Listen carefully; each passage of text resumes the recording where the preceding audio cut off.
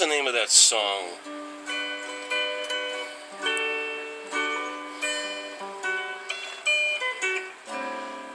Three guys did it back in around '68. Sha-na-na. Or la-la-la.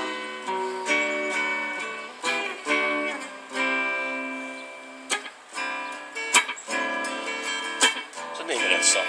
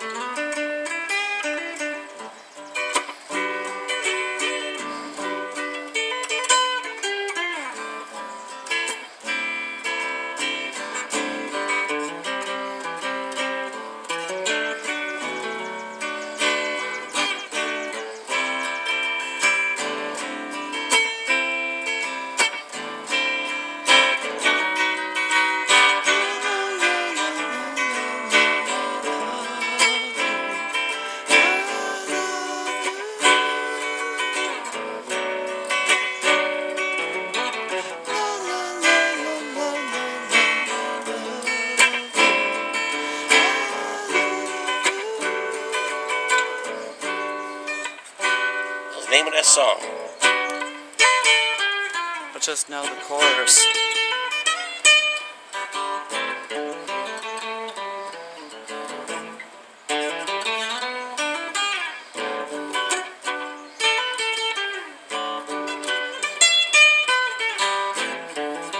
Wasn't the Stylistics, was it?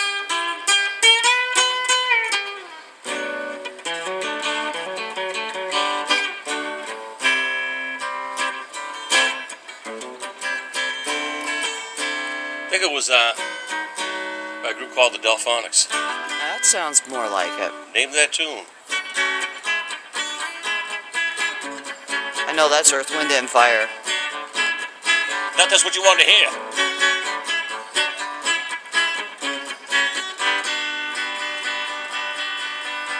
Well, in September. Okay, that's enough. It's not what I'm here for today, to play Name That Tune. What I'm here for is going to disgust you.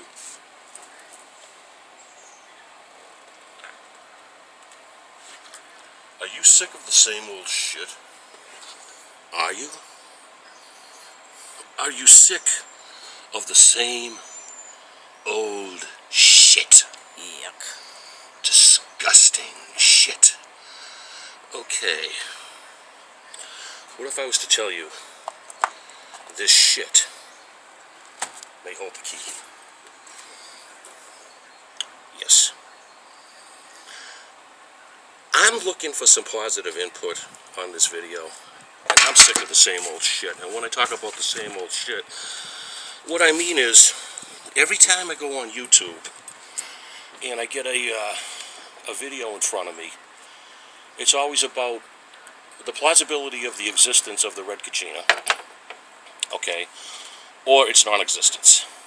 Now, I understand this in one of my videos where I got a little crazy. Not that that last move wasn't crazy. I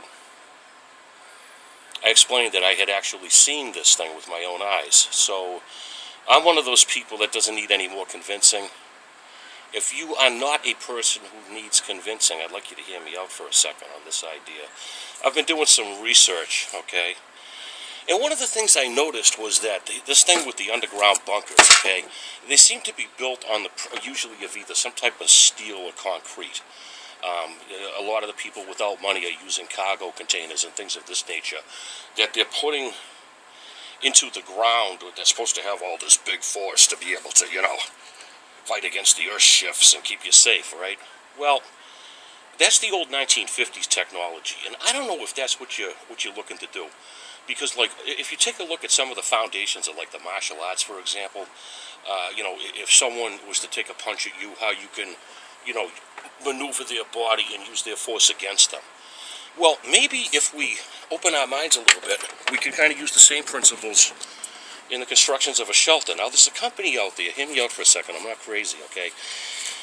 It's called Terramil, and it's over in a place called Estonia. Now, for those of you that aren't geographically adept, don't feel bad, I'm not either, but it borders Russia, and this is a new company which is called Terramil, which has come up with this idea for basically a bomb shelter made out of this polyethylene.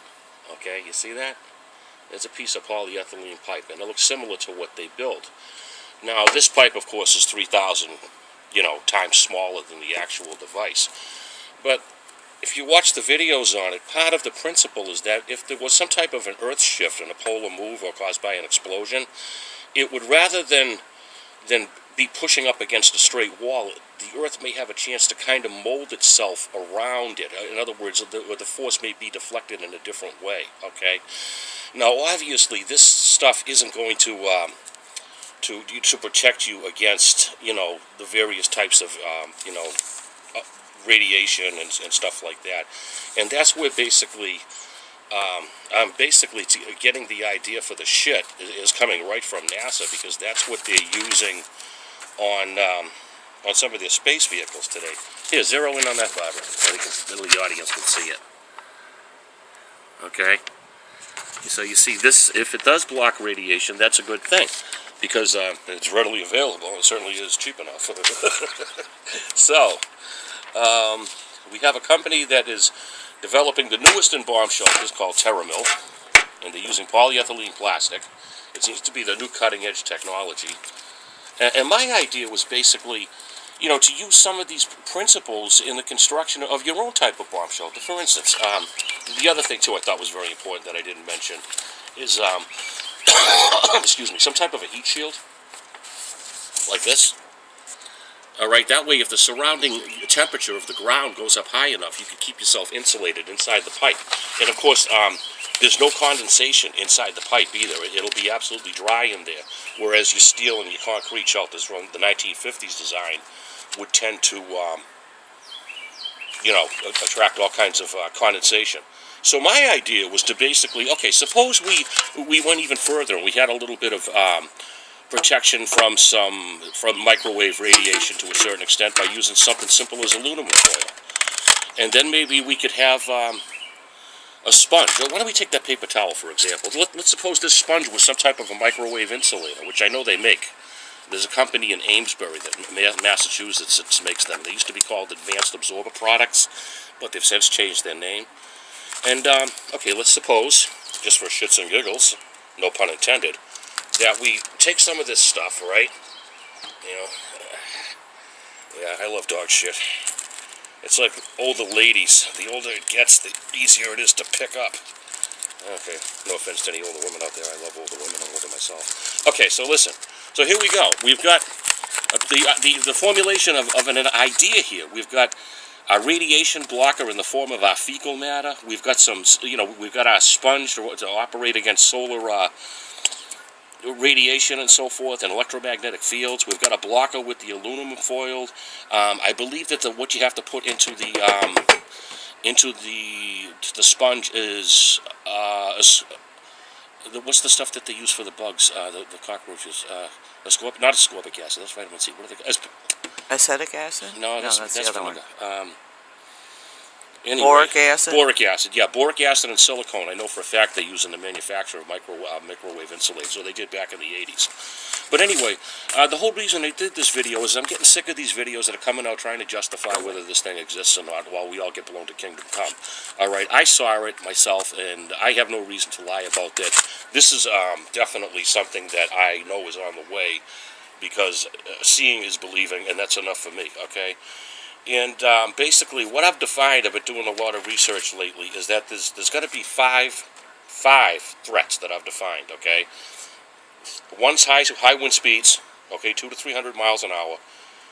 Another one is shifting land masses, okay? The third one is flooding and radical tides, so you want to be inland. And the other one is meteor strikes and the associated blast. Okay, and then, of course, last but not least, of course, is the high EM radiation fields and X-rays and gamma rays and so forth.